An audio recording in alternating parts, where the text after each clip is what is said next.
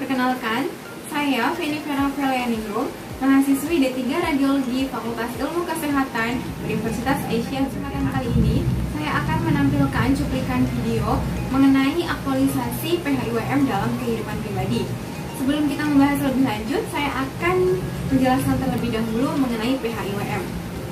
PHIWM atau lebih dikenal dengan Pedoman Hidup Islami Warga Muhammadiyah adalah seperangkat nilai atau norma Islami yang bersumber pada Al-Quran dan As-Sunnah sebagai landasan untuk berperilaku dalam kehidupan sehari-hari oleh warga Muhammadiyah.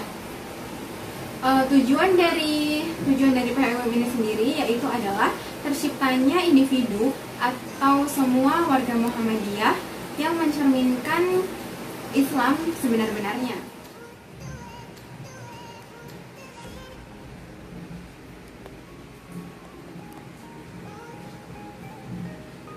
Sumber dari PHIWM ini yaitu berasal dari Al-Quran dan As-Sunnah. Al-Quran dan As-Sunnah ini merupakan pengembangan dan pengayaan dari pemikiran-pemikiran formal yang ada dalam Muhammadiyah. Contohnya seperti matan keyakinan dan cita-cita Muhammadiyah, Muqaddimah Anggaran Dasar Muhammadiyah, matan kepribadian Muhammadiyah, dan juga keputusan-keputusan Majelis Tarjih Muhammadiyah.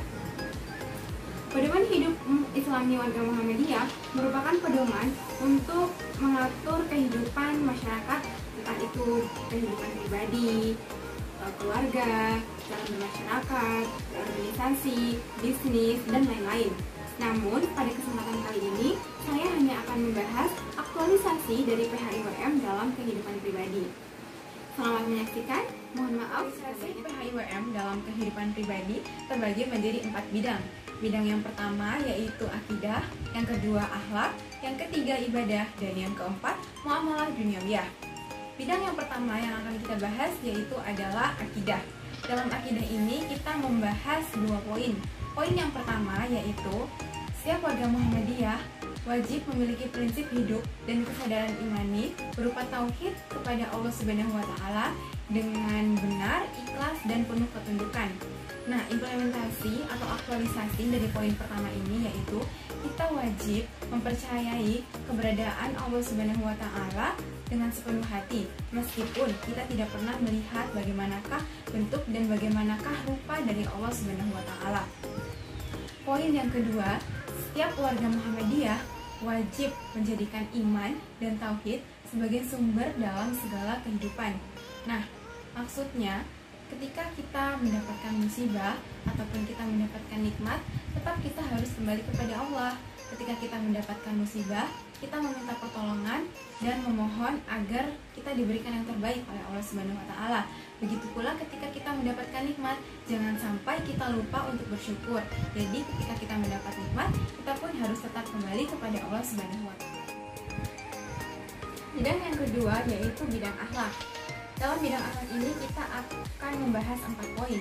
Poin yang pertama yaitu warga Muhammadiyah harus bisa meneladani akhlak mulia dari Nabi Muhammad SAW yang tercermin pada 4 sifat beliau.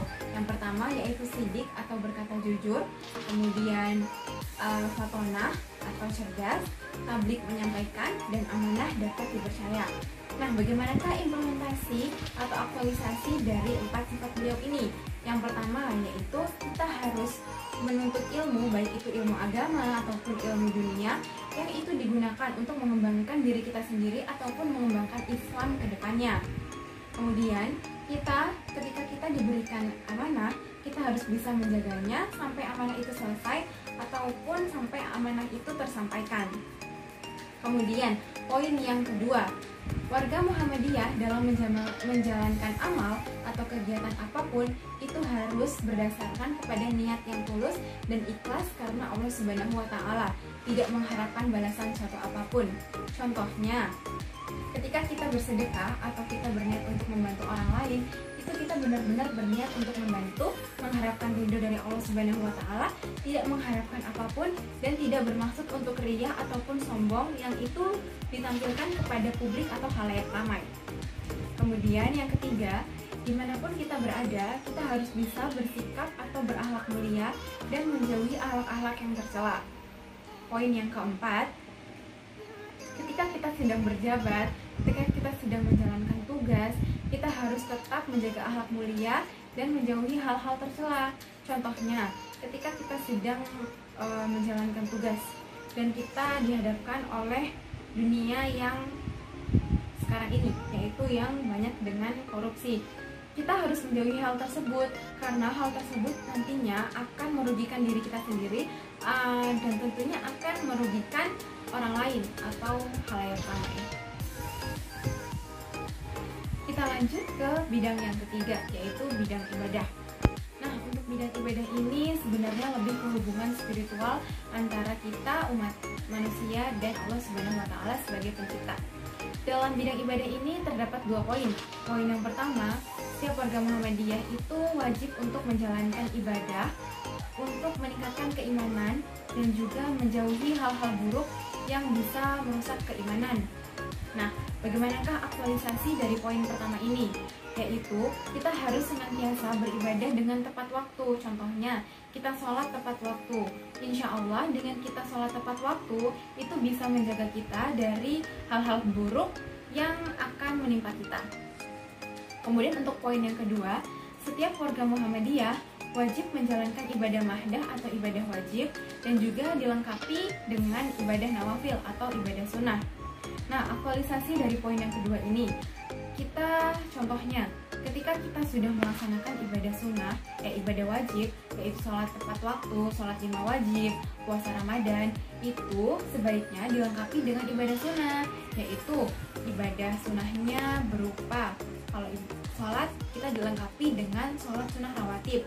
Kemudian puasa ya kita lengkapi dengan puasa Senin Kamis atau puasa Yaumul. Bidang yang keempat yaitu bidang muamalah duniawiyah. Dalam bidang ini kita akan membahas 3 poin. Poin yang pertama yaitu setiap warga Muhammadiyah harus menyadari akan kodratnya sebagai manusia, yaitu sebagai khalifah di muka bumi. Nah, sebagaimanakah khalifah di muka bumi ini harus bersikap, yaitu harus senantiasa aktif dalam hal-hal positif untuk meningkatkan dan mengembangkan agama Islam, dan sekiranya menjauhi hal-hal yang dapat merusak Islam, entah itu dari dalam ataupun dari luar.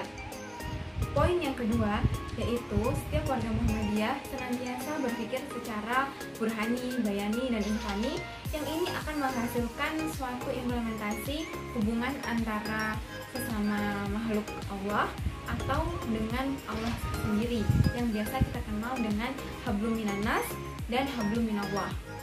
Kemudian yang terakhir atau poin ketiga yaitu setiap warga Muhammadiyah hendaknya memiliki etos kerja. Bagaimanakah etos kerja ini implementasinya? Ya, kita harus bisa membagi waktu dan mengoptimalisasi waktu kita untuk hal-hal baik dan bermanfaat bagi kehidupan agama.